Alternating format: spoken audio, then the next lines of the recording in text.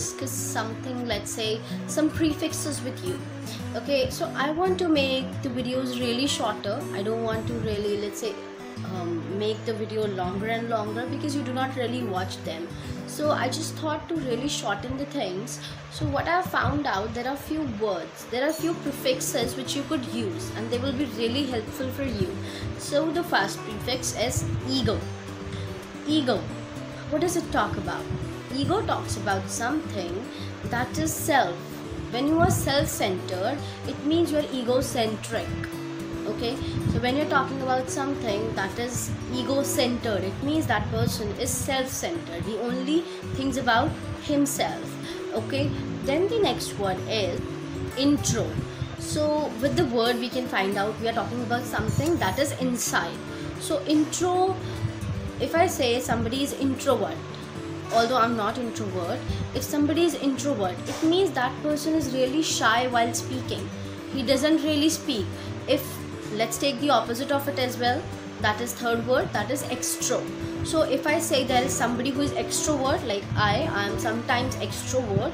So extroverts basically means a person who speaks a lot, who doesn't, like, he is bold.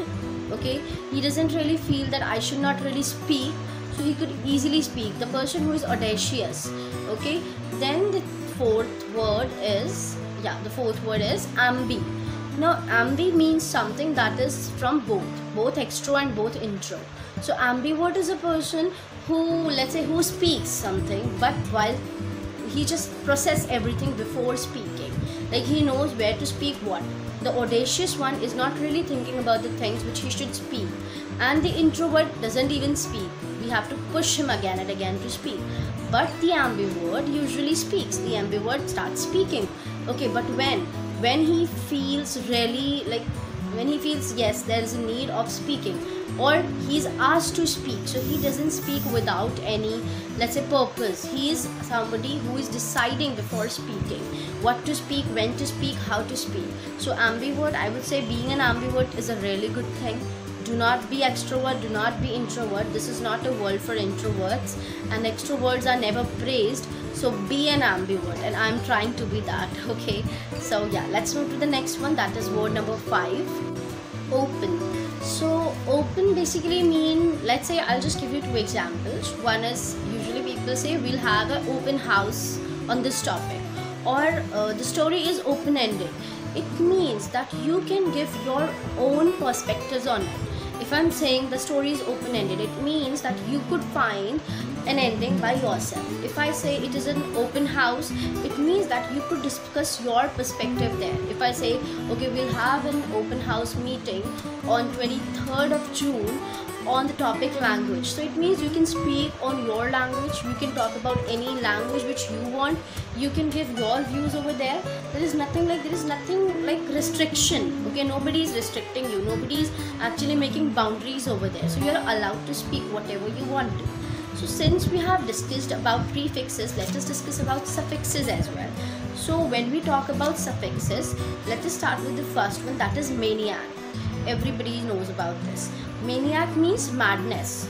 Madness, it could be related to anything. Let's say a person is like, there are so many things. No, you must have heard about that term pizza mania. What does that basically mean? That a person is going mad for pizza. So whenever you add mania with some word, it means that person is going mad for that. Okay, let's move to the next one, that is en, that is un. So un basically means that what is it made up of. Like whenever we say wooden, so we mean that the thing is made up of wood. So whenever we add en to a word, it means that we are discussing about something which is made up of something. Okay, next up we have the third one, that is ful, full. It is also a suffix. Where do we really add it? You have a really common word which you use on the daily basis. Whenever you see somebody, some lady who is looking very pretty, you usually use that one word, that is beautiful. So beautiful, bountiful. When you are saying beautiful, it means that that lady is full of beauty. She's looking like mesmerizing. So that is beauty. So whenever we are talking about something which is full of something, we could use beautiful or full, F-U-L. Okay, let's move to the next one. that is some. So whenever you add some, it means that something has a tendency to do something. Okay, when I say quarrelsome, he is quarrelsome, QUARRELSOME, it means that he has a tendency to fight, to quarrel basically. Okay, so lonesome, it means a person has a tendency to be lonely. So whenever we add some as a suffix, it means that he has a tendency to do something. So that's all for today. We have discussed 5 prefixes, 5 suffixes. If you have many more which you think it is a new thing, okay, see, first of all, every video has a motive, that is whatever you are learning here, I'm not gonna teach you everything, okay, I'm just helping you find various areas. So when you are finding those areas, what you are supposed to do is that you have to just Google everything. As I told you in my previous video, that you don't really need let's say a teacher to tell you about the vocab things. You have to search yourself. You have Google, you have many books, like you can go for that, Word Power Made Easy. That is a really good book, and it was by, I guess it was by Norman Lewis. Okay, you could go for that. That's a really good book. Okay, if you're a beginner one, okay, don't go for it if you're not a beginner.